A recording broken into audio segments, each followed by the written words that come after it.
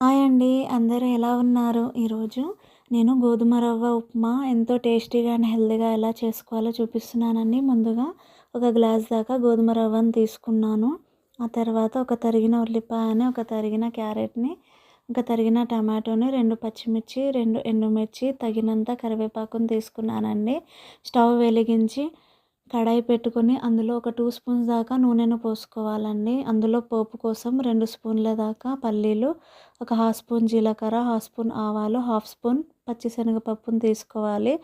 Oil కాస్త వేడయ్యాక అందులోకి జీలకర్ర, ఆవాలు, పచ్చిశనగపప్పుని వేసుకోవాలండి. అది కాస్త వేగాక మనం ముందుగానే తరిగి పెట్టుకున్న ఉల్లిపాయను కూడా వేసుకోవాలి.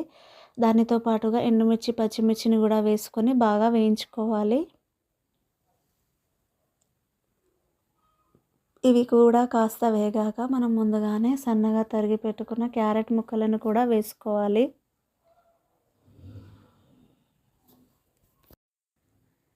క్యారెట్ ముక్కలు కూడా బాగా వేగేదాకా వేయించుకోవాలండి. ఇవి బాగా వేగాక ఇందులోకి ఒక అర స్పూన్ దాకా అల్లం వెల్లుల్లి పేస్ట్ యాడ్ చేసుకోవాలి. అల్లం వెల్లుల్లి పేస్ట్ ఎందుకు వేసుకుంటున్నానంటే అల్లం వెల్లుల్లి పేస్ట్ వేయడం వల్ల ఉప్మా అనేది చాలా రుచిగా వస్తుందండి. అల్లం వెల్లుల్లి పేస్ట్ పచ్చిదనం పోయేదాకా బాగా వేయించుకున్నాక ఇందులోకి కొద్దిగా కరివేపాకును వేసుకోవాలి.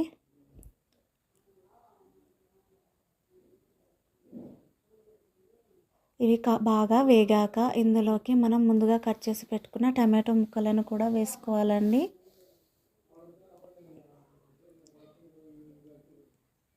ఆ తర్వాత అందులోకి ఒక అర టీ స్పూన్ దాకా పసుపుని, రుచికి సరిపడా ఉప్పుని కూడా యాడ్ చేసుకోవాలండి. టమాటో అనేది లాస్ట్లో వేయాలండి. ముందుగా వేస్తే సరిగా మగ్గదు అండి.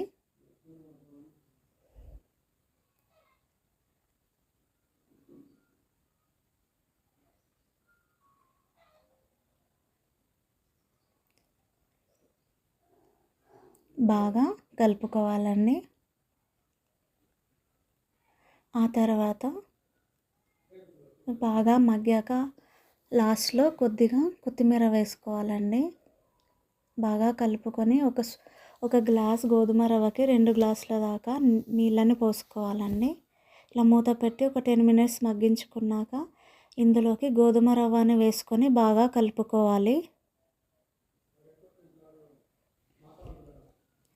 కాస్త దగ్గర పడ్డాక మూత పెట్టుకొని ఒక 10 మినిట్స్ దాకా సిమ్లో పెట్టుకోవాలండి. తర్వాత స్టవ్ ఆఫ్ చేసుకొని కొత్తిమీర చల్లుకొని సర్వ్ చేసుకుంటే ఎంతో టేస్టీగా ఉండే గోధుమ రవ్వ ready. Thank you for watching my video.